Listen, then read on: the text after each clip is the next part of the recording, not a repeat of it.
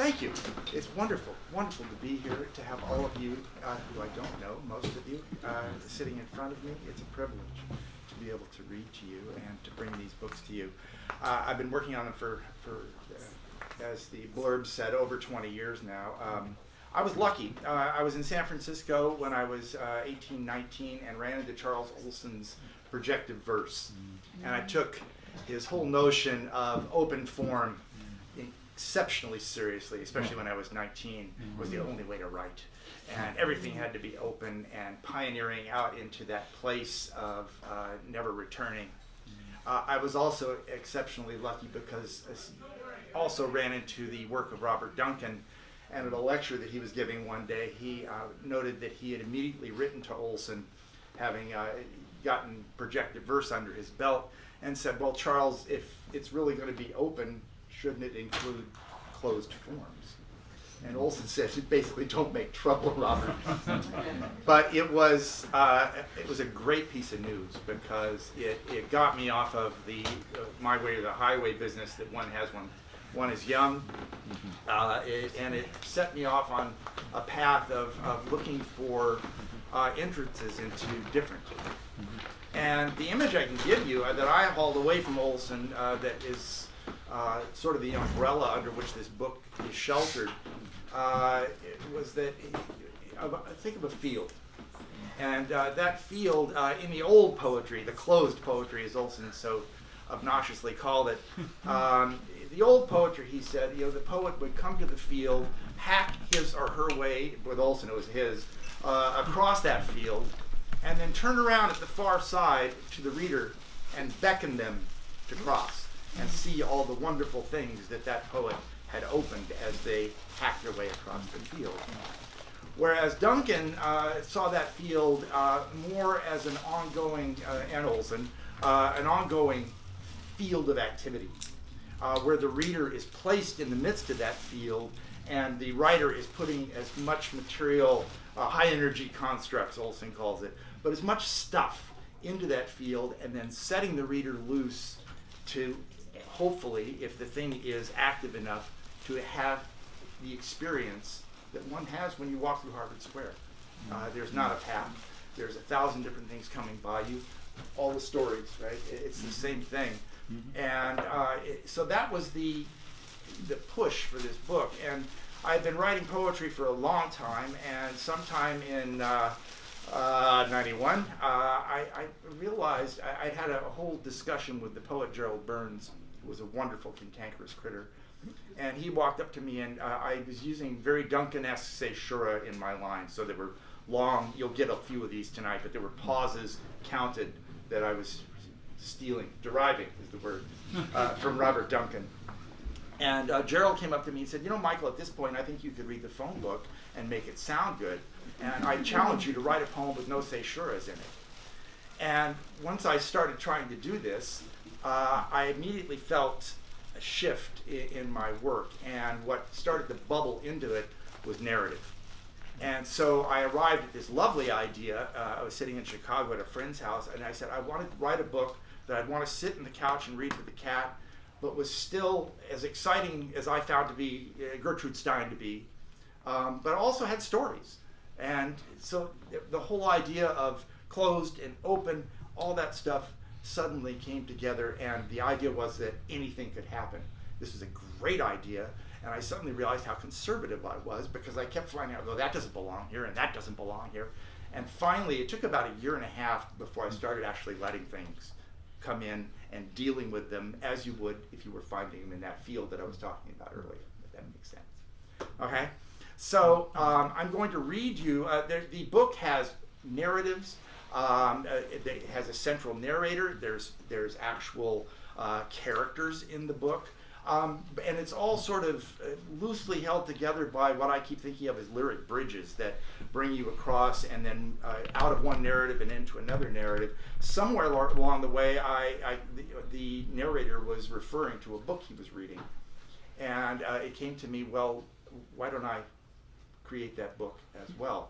And once I got to that and the introduction of the Portuguese poet Fernando Pessoa, who made up all sorts of different people, literally, he published books early on as those people. He wouldn't come and say to you, by the way, that's me. It was just that the book went out that way.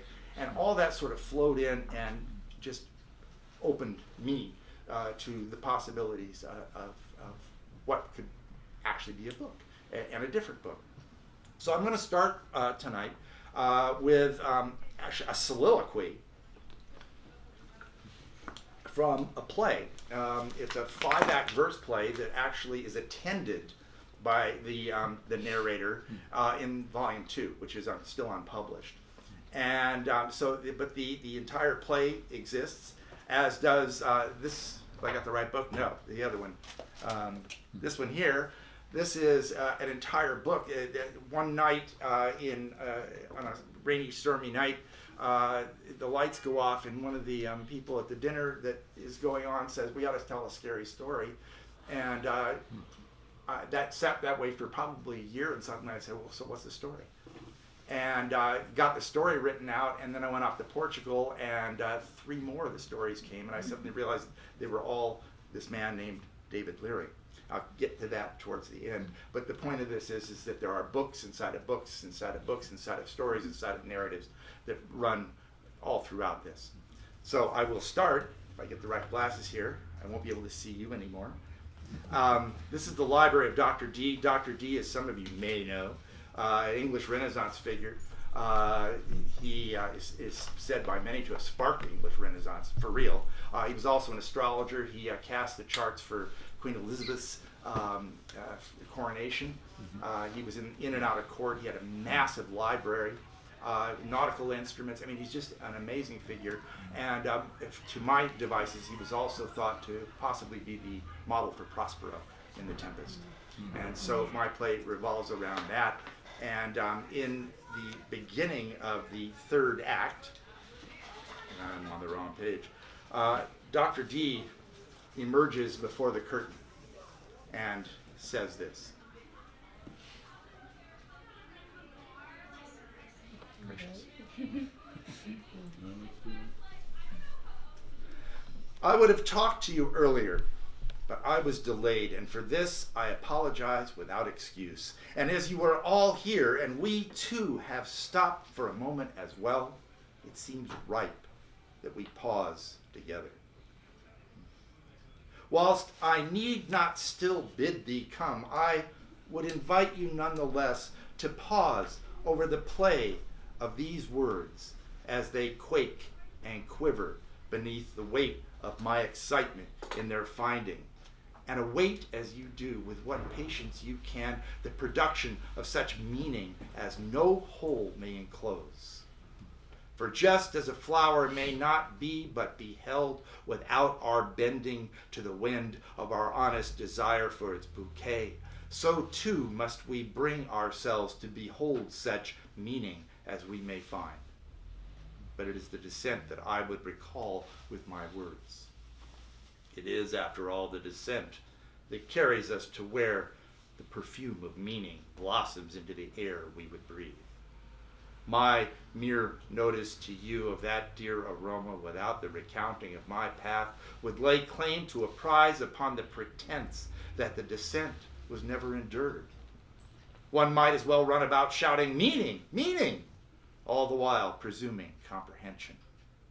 Meaning does not guarantee understanding, nor does understanding guarantee an experience which can be recounted.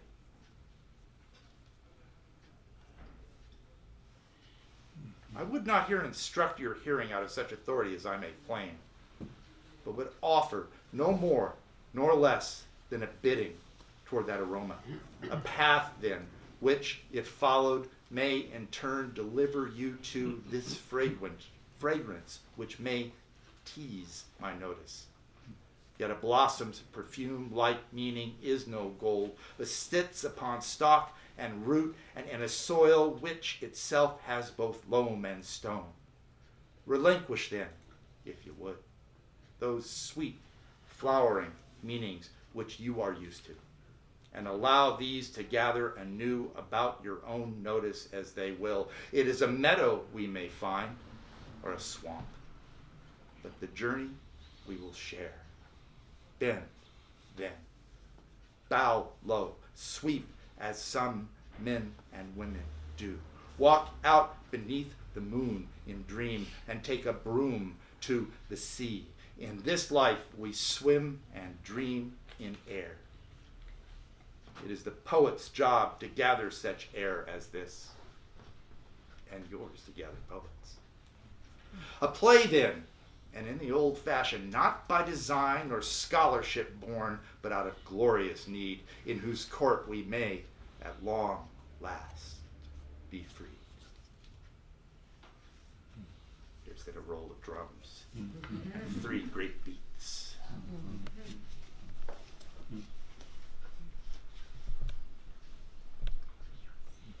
And this is the opening to the Book of Measure.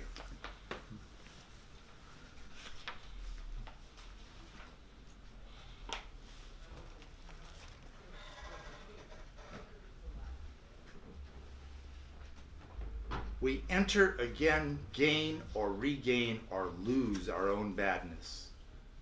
Lame words to rely so close upon. We wake up, come down from dream.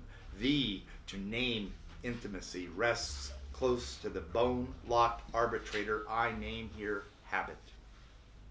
We cannot rest. Reality is frame. The picture moves against its own central habit of relocation. Everything is footnote to a syllabic DOS. There will not be enough memory. Improper shutdown will result in loss which cannot be defined. Loss relates, habit facilitates search. Life shuffles through accumulations. Old papers stuck together, layers of sedimentary vanity. Vein moves, finger run up into air. To recall original direction is to lose original direction. Cock twirling at the end of metal pole. Squeak caw challenge to circular habits repeated in the face of imminent storm. Never, not once, not even a little successful. Forestalling the inevitable. Rain starts. Strong with repeated hesitation. Gains a certain control through intensity. Ends. Rivers of accumulation carry glass-eyed city rainbow of oil slick and twisted towards storm drain, runoff catch basin of would-be seascape by intentionless painter who, finding no movement, was condemned to paint tides. Accumulated rain on upper surface of leaves brushed by wind scatters showers without apparent announcement. The story emerges and we enter. We enter and the story emerges.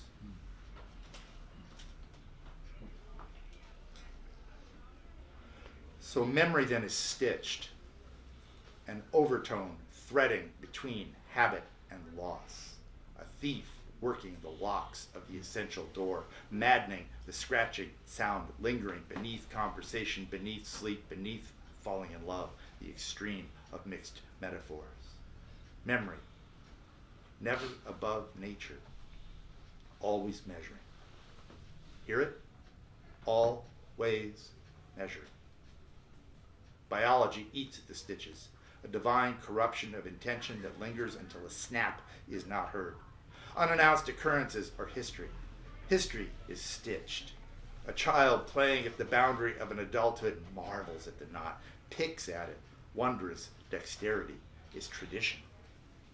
Growth, not progress, but the assumption of assumptions, measure to measure added. Not if, but how. If not if, then how. Simple math made complex by the addition of numbers. Population, control, birth, all habit. Thin skin of life stretched over resounding eternal drum. Each tide as it rises or recedes, a knot in the conception of what is taken to mean. Hand noticed from periphery of attention, negative capability. Always wondering what was taken, what will be missed, of what was alluded to that is attempting to run against the line of the oceans rising. Light trail of foam wavering over foundation of sand is emerging history. Feet wet, crouching, he dipped his hand into the water and brought the ocean to his nose. Deep breath of salt. Return to studio. When everything listens, who will sing? When everything sings, rain will come again. The forest will return to its place. Houses will fall. Air will clear. Companies of small, quick-colored birds will rise up from deep green, turn and approach us again. We will know. We will hear. We will know enough not to speak.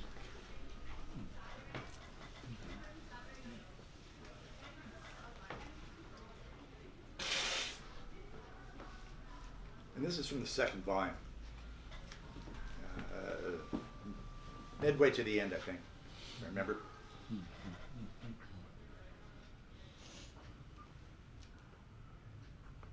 The earth is heaven to the sky. This is the legacy of perspective. So to revise, reorient, reconfigure. The earth is one of the heavens to this sky, which is one of the heavens to this earth. As today, this green, verdure, verdant, verdi, I have described it to you in a number of different ways, for a number of different reasons, for a number of different years. These are, I think, maple trees and maybe a beech. My window here is just beneath their canopy. This green that I see through the glass of this window, ripple of dark screen between, small tear at bottom. I have a small framed Cézanne print that I bought in 1972 and thought at the time it was a treasure, which is leaning against a wall beneath the window of his green. This Cézanne green just gently pulls this other toward me from outside. It has just this moment begun to rain, and the smell of what? Summer has blossomed and perfumed this room. The print leaning now against the wall, a little patch of green under glass. As in Proust, it was, if memory serves, a Vermeer, and it was a patch of yellow in his view of Delft, unearthly exquisite, too much. And it colored Proust's words for pages. And so years, this green, oh, this green in the air infused, and my specific drops of rain collecting to plunge to symphonic accumulation, grass on slight gust of wind, more emotion of air meandering through this window, carried this heaven to my wooden desk and computer screen, this green.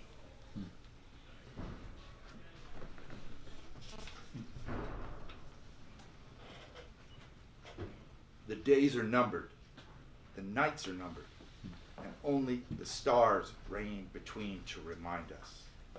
Glimmer and not a bit more. Light that is no light, in a dark that is not darkness, illuminates. I write simply because we cannot speak to each other. We are each walking in directions, grand compass of degrees between. We are not often north nor south, and beneath east and west stand, transfixed, dazed, common daisies gently accumulating in summer air. No scent, gathered by children who count petals. I count days, back and forth.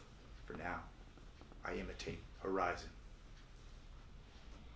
A time before this there was, and I can feel it rise up new now for a moment before it flutters like some tenuous sail. The crisp, brilliant, inevitable, invisible, filling its moment to full exhales. Hint of warmth remaining on my cheek. Yet Roy Rogers has died today, which then means anyone might die, yet childhood does persist. Little is known and less remembered. Choice sifts through fine sieves, and is light always more desirable? Each day has a night, each night a day, impossible one without the other, and all so obvious, yet we persist in declaring history. A week or so now, you can divide days by words to get reality if you like, but Buffalo Bob has joined Roy. He is survived by his longtime companion, Howdy Doody. A hello I send again, as I remember that strange feeling of trying to sneak behind the TV set, toddling toward it in a vain attempt to catch him from behind, tiny and at work. A hello then from out here in the peanut gallery.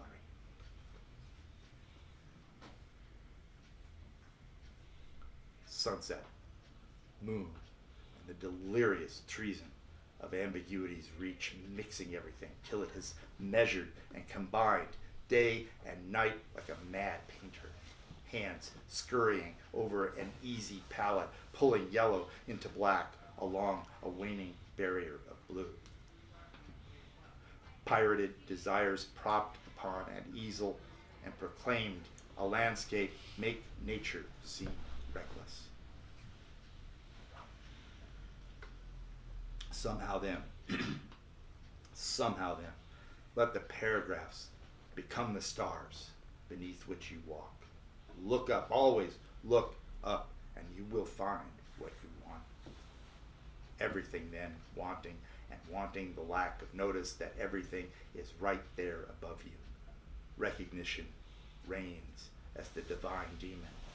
Recognition is the night sky.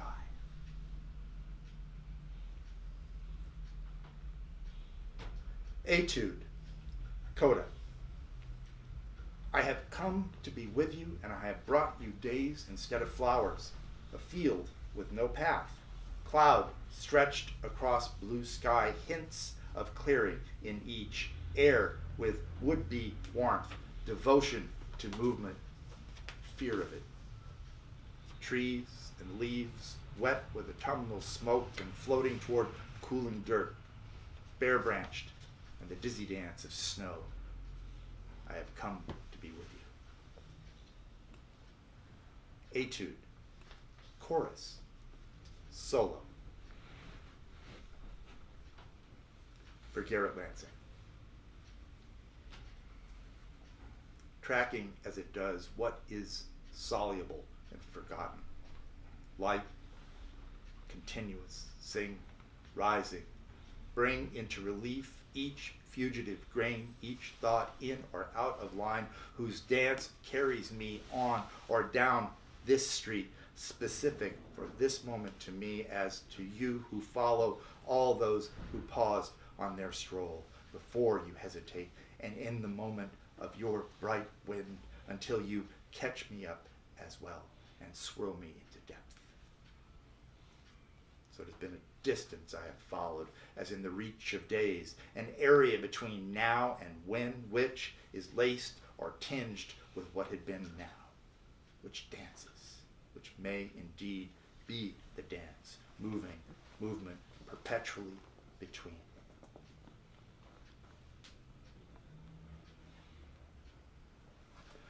And if I am not sure of my direction, I do not sit, but allow what courage I have left to wonder. I have heard a voice. I have been, by some luck, placed for once in the right place, where all the moves, all the turmoil came at last home, to where, as the stories always say, I had always been.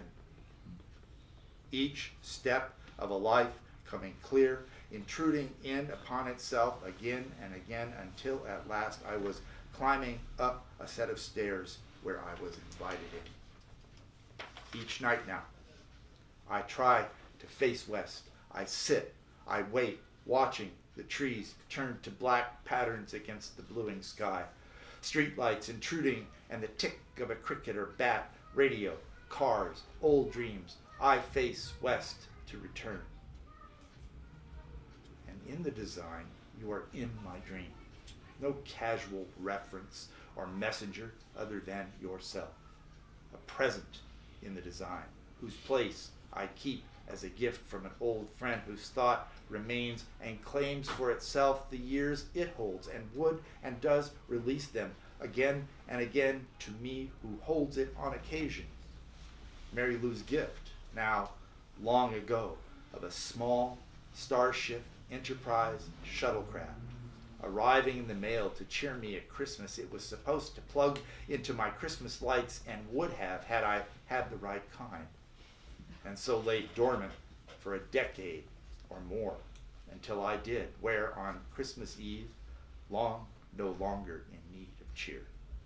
It did, or I did, and there from its dangling perch on our tree, it announced, "Shuttlecraft to Enterprise, shuttlecraft to Enterprise, Spock here. Merry Christmas. Live long and prosper." And thus from the stars of my tree and time, she returns each year to claim me again, as she does even now, as does the thought of you here in my design. The days delight, and two arrange us who in their path for some time dwell. With restless birds then I was walking home in morning skies that marked the day with grace and light. Gateless love, artisanal passion carrying me along. A small bit of bark on a quick stream, twirled left then right, fern brushed and light to dark, glancing plunged to float and back. Grace notes of a dimension perpetually overlooked or mocked.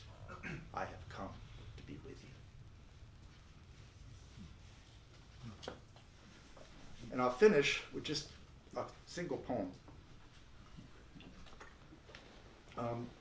From the Marvels of David Leering. This is the newest of the books, out from William Corbett's pressed Wafer.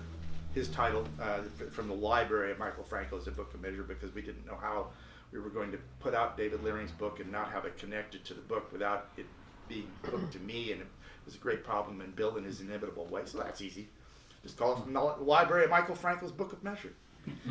Well, in these stories, the narrator and his friend actually go to a poetry reading where one of the poets, who has read entirely too long, then proceeds to ask if he can read one more, and reads for 45 more minutes. And there are these just horrifying, brutal translations of these brutal poems written by a man whose entire family was killed. And when they leave the reading, the narrator says to the other guy that the real tragedy here is that the guy lived a long, wonderful life, got out of the country he was in, and wrote beautiful poetry until he was very, very old. And so then it came that those poems had to be found. And this is a little appendix to the book with his poems. This is Geral Alidin Jalibines. This is from a book from 1928 called The Left Side of the Serpent's Tongue, Lyric Apparitions and Throat Songs, published by Contact Editions in Paris. And this is the final poem of a little sequence to be as an appendix to this book. Coda, while reading again in Rumi. For now, let your heart drift slowly toward your dreams, where from music they will form to give up the beat of such dance as you are capable of making. The dark around us fidgets and turns gray beneath the weight of silence. Stars emerge, the moon rises, death toddles beneath the weight of eternity. I eat fruit, peaches, if I can, or a plump plum plucked from full summer sun, still warm and as full of itself as I am, so that words run like dreams on this black inky stream until they release the beat of a heart that would slip through time to you who also wait.